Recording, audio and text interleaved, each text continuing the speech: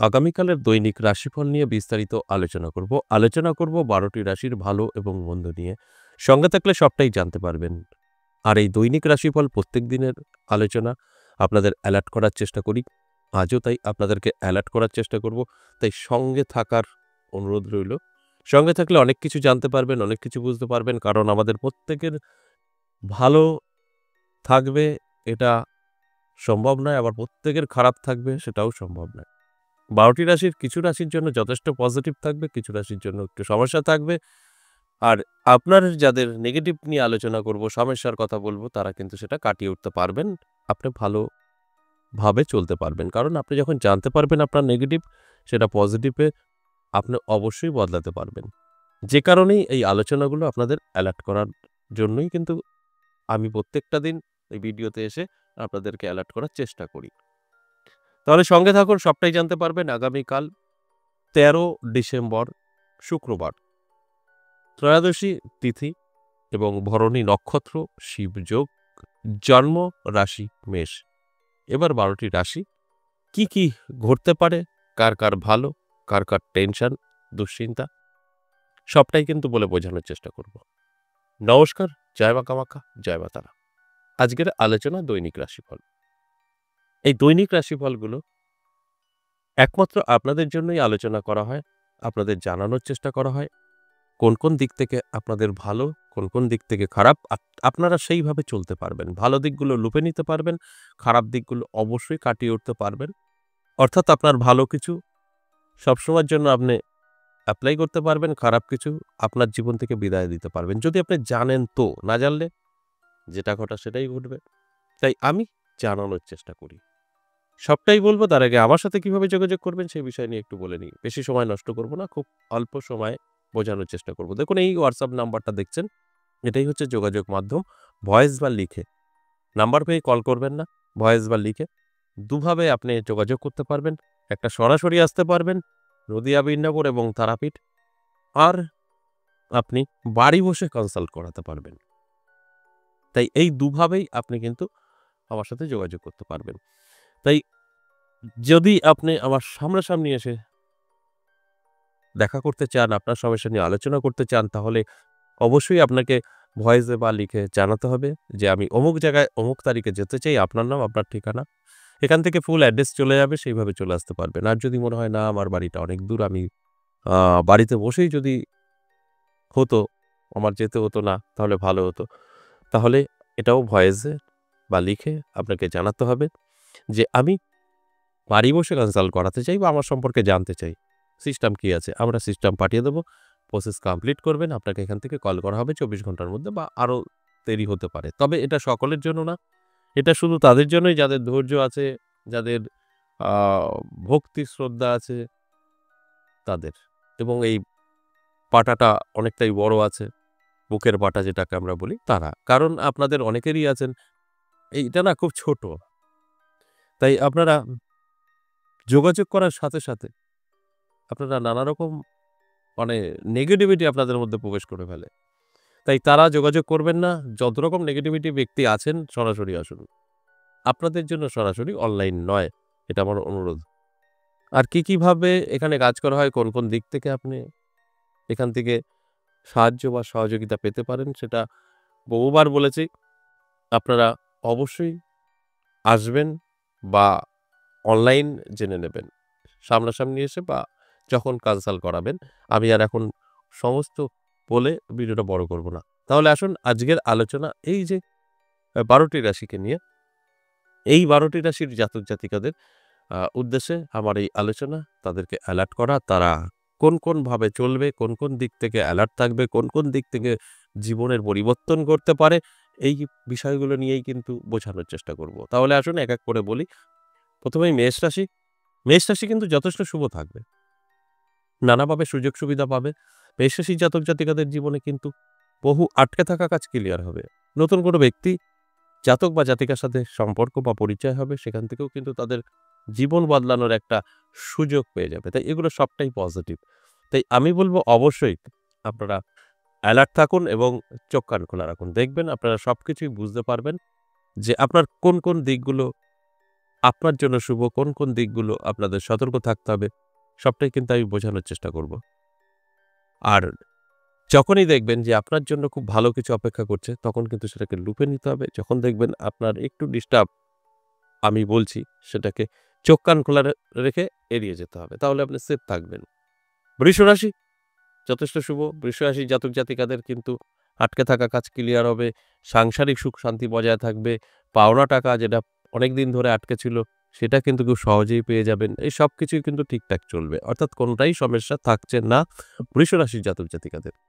তবে বৃষ রাশির জাতক জাতিকাদের স্বাস্থ্য নিয়ে কিছুটা সমস্যা আসতে পারে, এদিকটা একটু নজর রাখবেন। তাছাড়া সবটাই কিন্তু আগামীকাল ভালো থাকছে।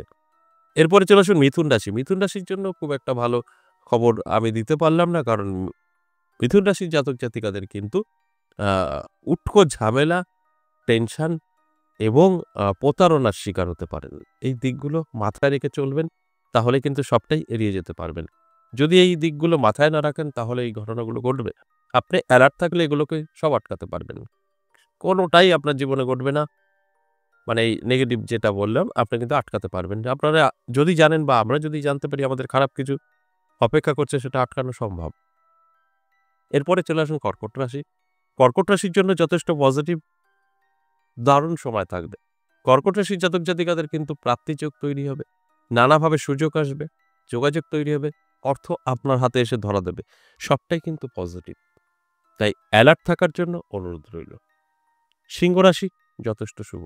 সিংহ রাশির জাতক জাতিকাদের অবশ্যই আগামীকালটা অত্যন্ত শুভ, কারণ আপনার কিছু টেনশন থেকে মুক্তি পেতে পারেন। নানাভাবে দুশ্চিন্তায় আছেন, সেটা আপনার জীবন থেকে দূরে চলে যাবে। এটা একটা অনেক বড় আমি মনে করি যে আমাদের জীবনে সফলতা, এবং আপনার কিন্তু পারিবারিক অশান্তি থাকলেও মিটে যাবে। অর্থাৎ আপনি খুব শান্তি অনুভব করতে পারবেন আগামীকাল। তাই যথেষ্ট শুভ। কন্যা রাশি, কন্যা রাশিও কিন্তু দারুণ থাকবে। কন্যা রাশির জাতক জাতিকাদের কিন্তু আমি বলব চোখ কান খোলা রাখুন। দেখবেন কোনো জায়গা থেকে আপনার একটা ভালো খবর আসতে পারে, বা আপনার জীবনে একটা উন্নতি সেটা শুরু হতে পারে আগামীকাল। মানে কোনো একটা বহুদিনের আশা স্বপ্ন সেটা পূরণ হতে পারে, তারই শুরুয়াত আগামীকাল আপনি অনুভব করতে পারবেন। তাই অবশ্যই কন্যা রাশির জাতক জাতিকাদেরও বলবো অ্যালার্ট থাকুন। কিন্তু তুলা রাশি সতর্ক থাকতে হবে স্বাস্থ্য এবং অর্থ নিয়ে। স্বাস্থ্য কিন্তু আপনার ভালো নাও থাকতে পারে, মাঝে মধ্যে সারাদিনে কখনো চোট লাগা, আঘাত লাগা বা বড় ধরনের সমস্যা হতে পারে। বড় ধরনের সমস্যা বলতে হয়তো ছোটখাটো আপনি একটু আঘাত পেলেন, সেটা অনেকটা দিন রেস্ট হয়ে যেতে পারে, সেই কারণে একটু বড় সড়ো বলা হলো, পাটা ভেঙে গেল, এই ধরনের। তাই সতর্ক থাকলে এটা আটকাতে পারবেন। তাই এই কথাগুলো যারা শুনছেন অবশ্যই অ্যালার্ট থাকবেন, কিচ্ছু ঘটবে না। আমি সবসময় বলি, আমি যে আলোচনাগুলো করি এগুলো কিন্তু আপনাদের ভয় দেখানোর জন্য নয়।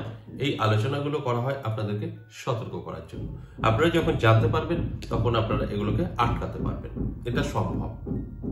এরপরে চলে আসবো বৃশ্চিক রাশি। বৃশ্চিক রাশির জাতক জাতিকাদের কিন্তু যথেষ্ট পজিটিভ থাকবে। অর্থপ্রাপ্তি ঘটতে পারে, যে কোনোভাবে অর্থ এসে হাতে ধরা দিতে পারে, আপনার জীবনে নানা রকম সুযোগ সুবিধা আসতে পারে, সবটাই পজিটিভ। তাই বৃশ্চিক রাশির জাতক জাতিকাদের আমি বলবো এই আলোচনাটা শোনার পর সম্পূর্ণভাবে অ্যালার্ট থাকবেন। আপনি নিজেই বুঝতে পারবেন কোন কোন দিক থেকে আপনার জীবনে সফলতা আসছে, কোন কোন দিক থেকে আপনাদের সতর্ক থাকতে হবে, সবটা আপনি বুঝে যাবেন। তবে অবশ্যই পজিটিভ থাকছে। এরপর ধনুরাশি কিন্তু একটু সতর্ক থাকতে হবে। কোন দিক থেকে?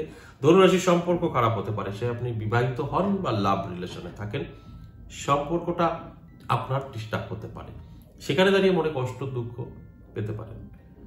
সেটা লাভ রিলেশনে থাকলেও হতে পারে, আপনার স্বামী স্ত্রীর মধ্যেও সমস্যা তৈরি হতে পারে। তাই এই দিকগুলো একটু চোখ কান খোলা রাখুন, দেখবেন এগুলো ঘটবে না, আপনি সামলে নিতে পারবেন। আর না জানলে কিন্তু ঘটনা ঘটবে। আপনি যখন অ্যালার্ট থাকবেন তখন কিন্তু আপনার খারাপ কিছু ঘটতে পারে না, হলেও সেটা খুব হালকায় হয়ে যাবে। তাই অ্যালার্ট থাকার জন্যই এই আলোচনা। আমি সবসময় বলি আমি আপনাদেরকে অ্যালার্ট করার চেষ্টা করি, তার বাইরে কিছু নেই। তারপরে আপনার দায়িত্ব জেনে বুঝে চলাটা। এরপরে চলে আসুন মকর রাশি। মকর রাশির জাতক জাতিকাদের জন্য যথেষ্ট শুভ থাকবে। মকর রাশির জাতক জাতিকাদেরও কিন্তু প্রাপ্তি যোগে ভাগ্য বদলাতে পারে, নানাভাবে সুযোগ আসতে পারে, যোগাযোগ তৈরি হতে পারে, ভাগ্যের চাকা ঘুরেও যেতে পারে। তাই অ্যালার্ট থাকাটা অবশ্যই জরুরি। তবে সকলের ক্ষেত্রে ঘটবে তা কিন্তু নয়। মকর রাশি মানেই এগুলো ঘটবে এরকমটা নয়, বা এর আগেও যে রাশিগুলো বললাম সকলের সাথে সবকিছু ঘটবে তা কিন্তু নয়। পার্সেন্টেজ আমি বলে দিই, সেটা দিয়ে আমি অবশ্যই বলবো আমি শুধু বলবো অবশ্যই মকর রাশির জাতক জাতিকাদের অ্যালার্ট থাকার জন্য, তাহলে অনেক কিছু বুঝতে পারবেন, আপনার জীবনে ভালো কিছুই অপেক্ষা করছে। এরপরে চলে আসুন কুম্ভ রাশি। কুম্ভ রাশির জন্য যথেষ্ট পজিটিভ, শুভ।